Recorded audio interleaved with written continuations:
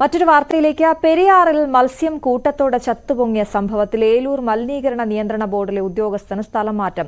സജീഷ് ജോയിക്ക് പകരം റീജിയണൽ ഓഫീസിലെ senior എൻവയോൺമെന്റൽ engineer MA. ഷിജുവിനെ നിയമിച്ചു. അതിനിടെ കുഫോസ് നിയോഗിച്ച 7-അംഗ സംഘം റിപ്പോർട്ട് ഇന്ന് നൽകിയേക്കും. മത്സ്യകർഷകർക്ക് 5 കോടിക്ക് മുകളിൽ നാശനഷ്ടമുണ്ടായതായി ഫിഷറീസ് വകുപ്പിൽ പ്രാഥമിക വിലയിരുത്തലുണ്ട്. നവമി ദിനേശാണ് വിവരങ്ങൾ നൽകുക. നവമി, വലിയ നഷ്ടം. നവമി ഒരുപാട് കർഷകരോട് സംസാരിച്ചതാണ്, നമ്മൾ അവരുടെ വാക്കുകളൊക്കെ കേട്ടതാണ്. ആ വിഷയത്തിൽ ഇന്ന് റിപ്പോർട്ട് സമർപ്പിക്കുമെന്ന് അറിയുന്നു. ഒപ്പം നടപടി ഉണ്ടായിരിക്കുന്നു. അതിന്റെ വിശദാംശങ്ങൾ കൂടി.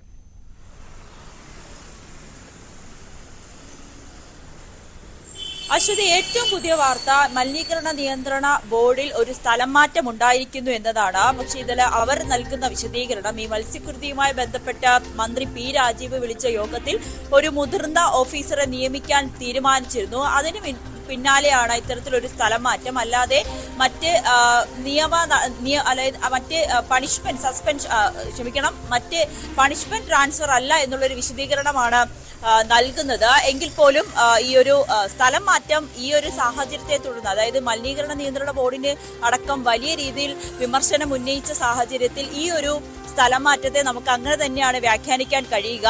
സജീഷ് ജോയിക്ക് പകരം റീജിയണൽ ഓഫീസിലെ സീനിയർ എൻവയോൺമെന്റൽ എഞ്ചിനീയർ ആയ എം.എ. ഷിജുവിനെയാണ് പുതിയതായി നിയമിച്ചിരിക്കുന്നത്.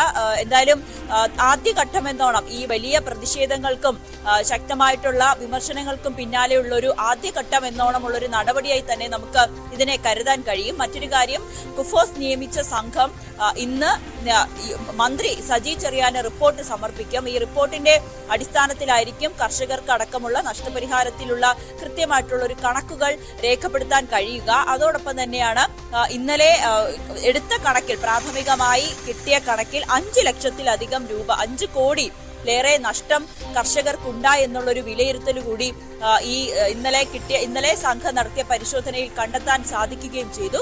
ഇവർക്ക് വേണ്ട നഷ്ടപരിഹാരവും കൃത്യമായി കൊടുക്കും. എന്നാലും ഏറ്റവും കൂടുതൽ നഷ്ടമുണ്ടായത് കൂട് കൃഷി നടത്തിയ മത്സ്യ കർഷകർക്കാണെന്ന് കണ്ടെത്തുകയും ചെയ്തിട്ടുണ്ട്. പക്ഷേ പെരിയാറിലെ മത്സ്യങ്ങളുടെ ഒരു സാഹചര്യം കണക്കാക്കാതെയുള്ള, അവരുടെ ചത്ത ഒരു സാഹചര്യം കണക്കാക്കാതെയുള്ള ഒരു കണക്കെടുപ്പാണ് ഇപ്പോൾ നടന്നിരിക്കുന്നത്. എന്തായാലും അതോടൊപ്പം തന്നെയാണ് ഇന്ന് കുഫോസ് ഉള്ള സംഘം ഇന്ന് മന്ത്രി സജി ചെറിയാന് റിപ്പോർട്ട് സമർപ്പിക്കും. ഇതിൽ നടപടി അടക്കം ഉണ്ടാകാനാണ് സാധ്യത. ആര് കാരണമാണോ ഇത്ര വലിയൊരു ദുരന്തം, മീനുകൾ ചത്തൊടുങ്ങിയത്, അവർ കാരണക്കാരായവർക്ക് കർശനമായ നടപടി സ്വീകരിക്കുമെന്നും അറിയിച്ചിട്ടുണ്ട്. ശരി നവമി. മലിനീകരണ നിയന്ത്രണ ബോർഡ് ഉദ്യോഗസ്ഥനെ സ്ഥലം മാറ്റി എന്നുള്ളതാണ് അതിൽ ഏറ്റവും പുതിയ വാർത്ത. നവമി ദിനേശാണ് വിവരങ്ങൾ നൽകിയത്. മറ്റു വാർത്തകളിലേക്ക്